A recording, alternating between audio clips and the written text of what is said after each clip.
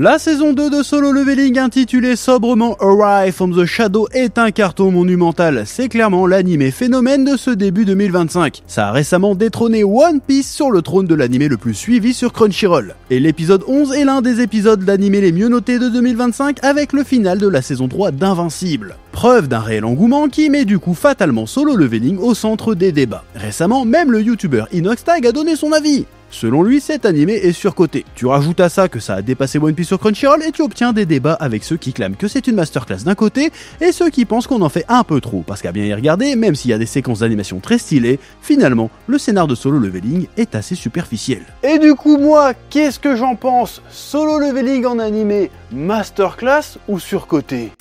Bon, on l'a déjà vu à maintes reprises sur cette chaîne, la notion de surcotage dans l'absolu n'a pas vraiment de sens. Mais en vrai, ce qu'il faut comprendre, c'est une opposition entre ça cartonne et c'est vraiment bien, et le ça cartonne alors qu'en vrai c'est pas si ouf. Eh bien pour une fois, je vais trancher la poire en deux, parce qu'en fait, tout dépend du référentiel dans lequel tu te places. Si on se met dans le cas de figure de comparer avec One Piece, il n'y a pas photo. En termes d'écriture, de lore, de personnages, il n'y a même pas match en fait. One Piece sodomise salement Solo Leveling et faudrait vraiment être de très mauvaise foi pour prétendre le contraire.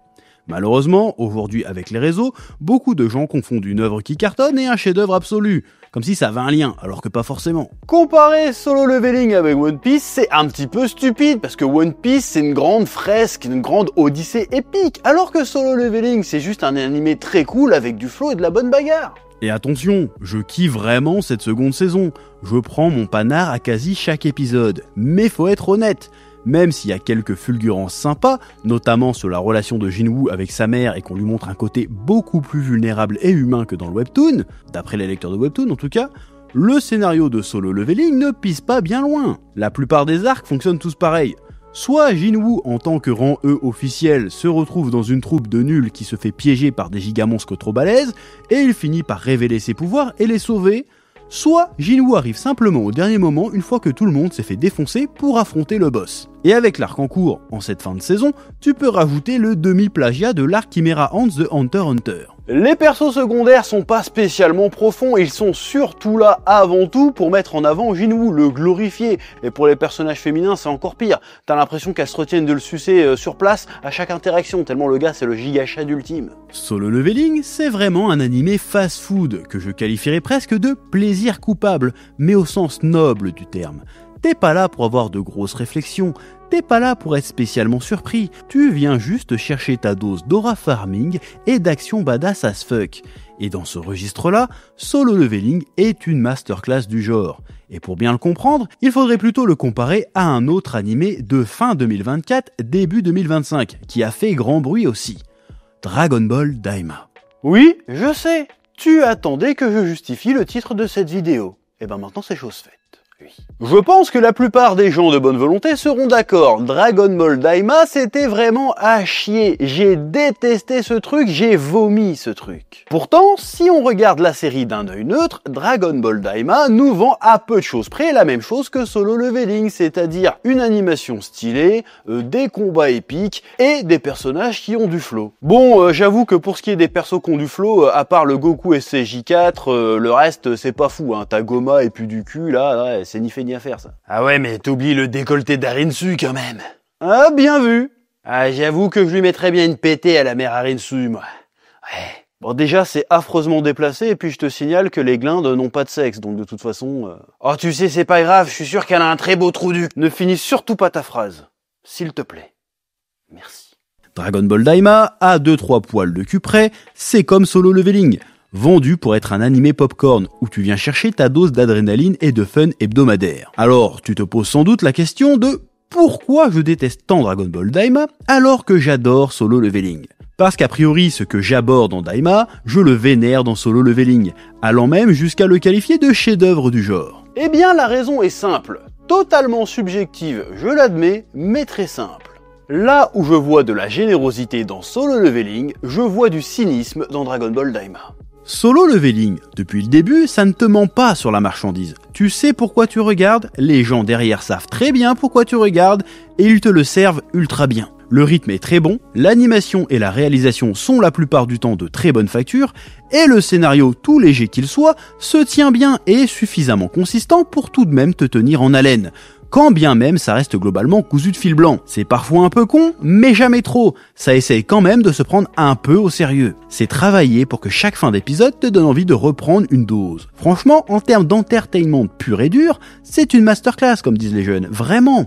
On a tendance à l'oublier, mais un bon animé, c'est pas juste une histoire. C'est aussi une expérience émotionnelle et esthétique. Et Solo Leveling à ce niveau-là fait grave le taf. C'est ce que j'appelle être généreux. Pour ce qui est de Daima, en revanche, bon, vous pouvez me traiter de rageux si vous voulez, mais j'ai quand même le sentiment qu'on est exactement dans l'extrême inverse. On nous a promis un retour au Dragon Ball des origines bien toriyamesque, plein d'humour, plein d'aventures. Finalement, on a eu un truc assez vide et plat. Solo Leveling a dû créer sa hype, la gagner, et le peu de hype qu'a eu Dragon Ball Daima s'est reposé sur la hype qu'on avait sur Dragon Ball. Ça a surfé sur l'aura qu'avait Dragon Ball pour ensuite la souiller. Les gens derrière cette série savaient très bien pourquoi tu regardais et ils te l'ont servi, nonchalamment. Alors oui, il y a eu un effort sur la mise en scène et l'animation. Il y a des séquences de combat très stylées, même si finalement trop rares pour 20 épisodes. 3 combats cool, c'est pas tant. Mais pour le reste, ça n'a fait strictement aucun effort. Le scénario n'est pas juste léger, il n'a ni queue ni tête du début à la fin. Les plots secondaires, si on ose les appeler comme ça, n'ont aucun sens non plus. On a eu 20 épisodes de vide avec juste le minimum de fanservice placé au bon moment pour pas que tu décroches. Et que tu aies l'impression qu'il se passe quelque chose à l'écran. Sans déconner, t'enlèves l'épisode de Goku versus Tamagami numéro 3, l'épisode de Vegeta versus Tamagami numéro 2 et l'épisode du SSJ4, quand est-ce que t'as vibré sur Daima ? Et encore, les peu de fois où tu as vibré, c'est parce qu'ils ont fait appel à ta fibre nostalgique. C'est pas le SSJ4 de Daima que t'as kiffé, c'est le souvenir de celui de GT qui a été ravivé. C'est pas le Goku enfant de Daima que t'as kiffé, c'est le souvenir du début de Dragon Ball que ça a ravivé. À aucun moment, la série essaye de susciter quelque chose par elle-même. Elle exploite ton amour de Dragon Ball plutôt que de le nourrir. C'est pour ça que je trouve que cette série est cynique en fait. C'est un exemple parfait d'animé fast-food ou popcorn raté. Ils se sont contentés de cocher des cases, de faire ça par-dessus la jambe et de te le vendre tel quel. Alors que Solo Leveling, non seulement ils te prennent pas pour un pigeon, mais en plus ils ont parfaitement compris une chose, c'est que faire un animé fun, c'est quelque chose de sérieux. Ouais.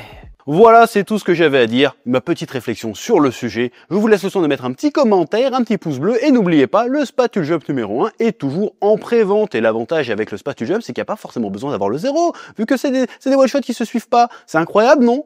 On est déjà à 145% au moment où je tourne cette vidéo. Et ça, c'est cool. Lien en description. Oui.